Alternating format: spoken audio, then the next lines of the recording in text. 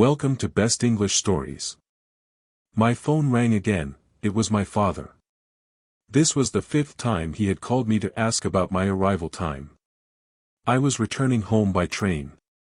It was 5 o'clock in the evening, and my train would reach the station at 7 o'clock. My company had given me a 2-week holiday, and I was heading back to my hometown to be with my father. But this time, my father was extra excited about my arrival. I found this strange, but I thought he must have missed me a lot. At 7 o'clock, I finally arrived at the station and went straight home. The door opened, and behind it stood my dear father. "Oh, my dear daughter, finally, you're back home," he said with tears in his eyes. I hugged him when I saw how emotional he was. We went to the living room, and I sat on the sofa, tired from my long journey. "Father, please bring me a glass of water," I said, but he didn't get it. Instead, he sat beside me and gave me a strange smile. "Your water is coming," he said, still smiling. Then, a young woman, around 24 years old, entered the room. She brought the glass of water and handed it to me. She seemed nervous and shy, and I could tell she was uncomfortable. I took the glass and thanked her. My father's eyes brightened when he saw her. "So, Maria, meet Clara, our new house helper." "Oh, okay. Welcome, Clara," I said, smiling. "Thank you, miss," she replied. Then my father suddenly shouted, "Oh no, no, no. Don't call her miss. She has a nice name, Clara. Just call her Clara, and I'll be very happy." "Yes, please call me Clara," I said, smiling again. Later, we went to the dining table for dinner. Clara went to the kitchen to do some work. My father whispered to me, "Clara is going to stay with us. Poor girl lost her parents last week, and there's no one to look after her. She didn't even have a house to live in because they were renting. So, I decided to help her. I was already looking for someone to help out around the house." "Oh, my dear father, you did the right thing. But you know her well, right? You know how people are nowadays." "Having a stranger in the house makes me a little nervous," I said. "I know she's not a stranger. I know her family well," my father replied. After our conversation ended, I went to bed. The next morning, I got dressed and went to the breakfast table. Clara and my father had prepared my favorite breakfast. My father sat with me, but Clara stood nearby with a shy face. "Come, Clara, let's have breakfast together," said my father. "Yes, join us, Clara," I added. She sat down beside me. I looked at her closely for the first time. She had green eyes, just like mine. I felt a connection with her. I was thinking about going to the market to buy some clothes for Clara. "But you know, Maria, I'm really tired today. Can you go with Clara?" my father asked. "Yes, I can go with Clara," I replied, though I felt a bit unsure. "Oh, lovely. You two can spend time together," my father said happily. I didn't understand why my father wanted me to spend time with Clara. I began to suspect his intentions. We went to the market, and Clara bought some dresses. I even helped her choose them. I noticed that we had a lot in common. Later, we went to a coffee shop and talked for a long time. We both shared details of our lives, and I felt happy talking to her. Around 5 p.m., we returned home. I thought my father might be angry with us, but he was so happy we spent time together. He even suggested I take Clara to the park tomorrow. I was surprised. There was something on my father's mind. Before dinner, I asked my father, "Father, can you explain why you want me to spend time with Clara? I've noticed you're acting strange these days. What's going on?" "I know what you're thinking, Maria, but believe me, I really care about Clara. I don't want to treat her like an employee. I just want her to feel like part of our family," my father said. I didn't say anything after that.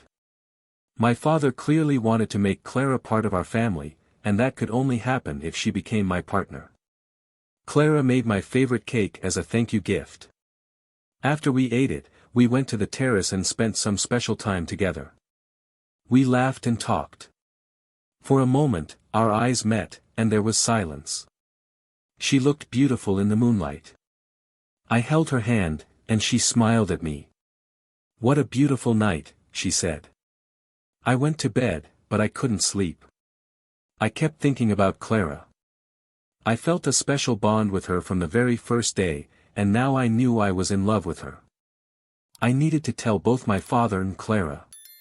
My father would be very happy because this was what he wanted. The next morning, I went to buy a ring for Clara. I made some arrangements in the backyard, decorating it with lights and flowers. My father didn't know I was going to propose. I planned to tell him later. At night, I took Clara to the backyard. She was happy to see the decorations I made for her. I knelt down, took out the ring, and proposed. She was overjoyed and had tears in her eyes. "Yes. Yes. Yes," she cried. Hearing her shout, my father came out. He saw the ring in my hand and Clara in front of me. I was about to place the ring on Clara's finger when my father shouted, "What is this? What are you doing, Maria?" I laughed and replied, "I'm going to marry Clara, my first love." "This is what you wanted me to do." "Believe me, father, I'm the happiest woman today." "What nonsense! You can't marry her." "Are you both out of your minds?" my father yelled. Then, he fainted. Clara and I were both shocked. I immediately called a doctor. After examining him, the doctor said he had a panic attack and advised me not to stress him. When my father regained consciousness, I went to his room. Clara was scared and stayed behind. "Father, are you okay?" I asked. "Yes, my daughter," he replied. "Then why did you react that way? You were the one who wanted me and Clara to get closer, but now you're acting so strangely. Look, Maria, I know I asked you to spend time with Clara, but I never wanted you to marry her. I will never allow that. Forget about your feelings for her," my father said. "No, not at all. I love Clara with all my heart. She loves me too, and you liked her as well. Why are you against this?" I asked. He didn't respond, closing his eyes to sleep. The next day, when I returned from the market, I saw some guests in the house. A young, pretty woman and an older lady were sitting with my father. I greeted them and sat beside him. "This is my friend's daughter, Emily," my father said. "Isn't she beautiful? I've chosen her to be your wife." I was shocked. "No.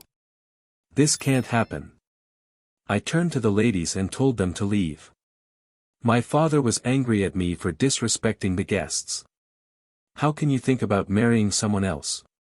You know I love Clara." "I already told you, you can't marry Clara," my father replied. "But why? Please, give me a reason." "I can't give you a reason." "It's not possible," my father said. "You have to give me a reason, or I'll marry Clara without you," I said angrily. My father started crying. "Maria, my daughter, I love you so much. I can't lose you. I don't want you to hate me. If you really want to know, then wait for my death." I was so angry that I said something terrible, "Then die, father." I regret saying that to him. After that, I stopped talking to my father. He got weaker and sick day by day. Months passed, and my father arranged for Clara to marry someone else. I tried to stop the wedding, but seeing how weak my father was, Clara decided to leave and get married. My father cried every day. The doctor said he only had a few days left. One day, when I was coming home, I saw some people outside. A man approached me and told me that my father had passed away. I rushed inside to see him. It felt like I had lost everything. It was the worst day of my life. The day after my father died, I went into his room and found a letter. It was from him. I started to read it. Maria, I know you hate me, but I couldn't tell you the truth. If you knew, you would hate me even more. I didn't hate Clara, I loved her like my daughter. I wanted you to treat her like a sister, not a lover. But now it's time for you to know the truth. Please don't hate me. I raised you from a poor family, and I'm not your real father.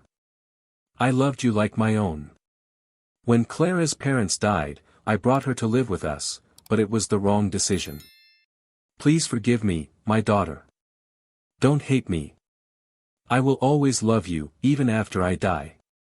After reading the letter, I couldn't believe it. What should I do?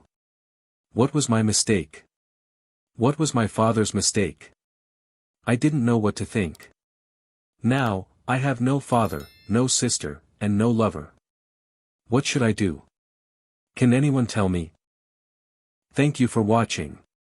If you enjoyed this story, please give it a thumbs up and share it with your friends. Don't forget to subscribe to our channel for more English stories and lessons. Hit the bell icon to get notified whenever we post new videos. Your support means a lot to us. See you next time.